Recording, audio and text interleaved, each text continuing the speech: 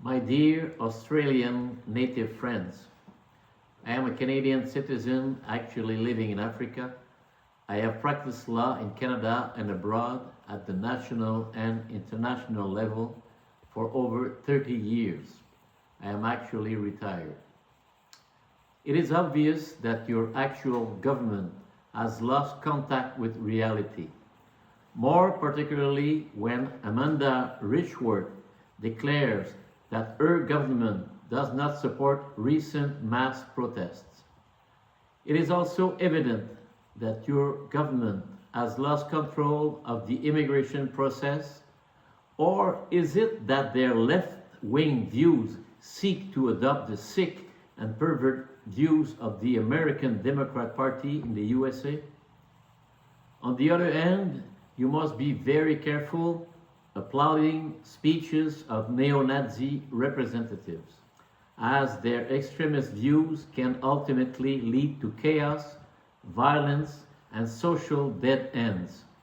Each protester must follow closely his very own conscience, not his neighbor's personal convictions, more particularly when it leads to violence and hatred. It is crystal clear for me today that those Muslim immigrants, legal or illegal, bring to your country religious, social, legal, and family values which are at the antipodes of the Australian values.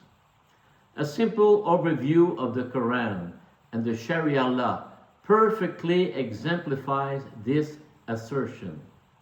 Furthermore, you won't have to go very far to find out that the crime rate has increased dramatically in your country and that such a shameful statistic is closely related to illegal immigration. I affirm categorically that mass deportation of those who voluntarily do not convey Australian values, who burn with rage the Australian flag, and who do not meet the standards established by the Australian authorities in matter of immigration should be expelled without further delay.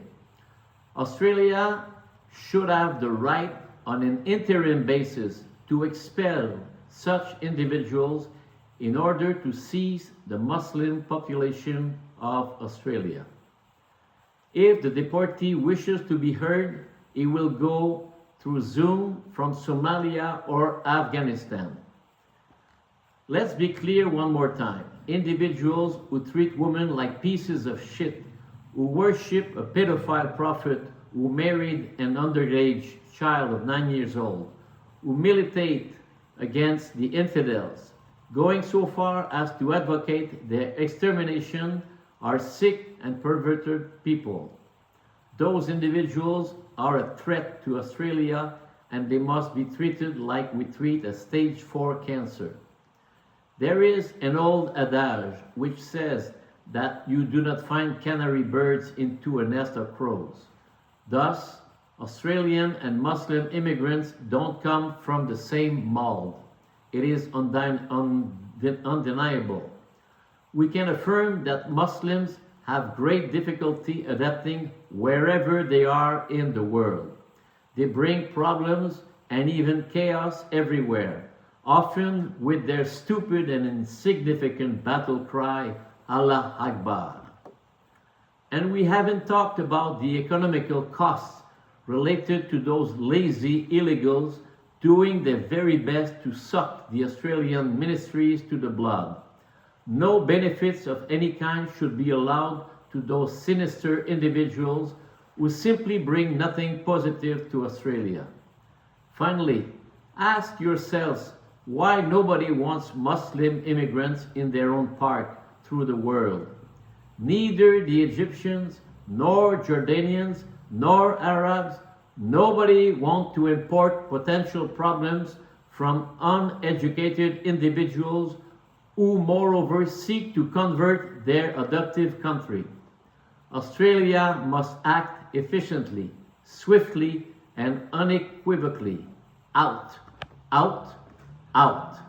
Have a great day.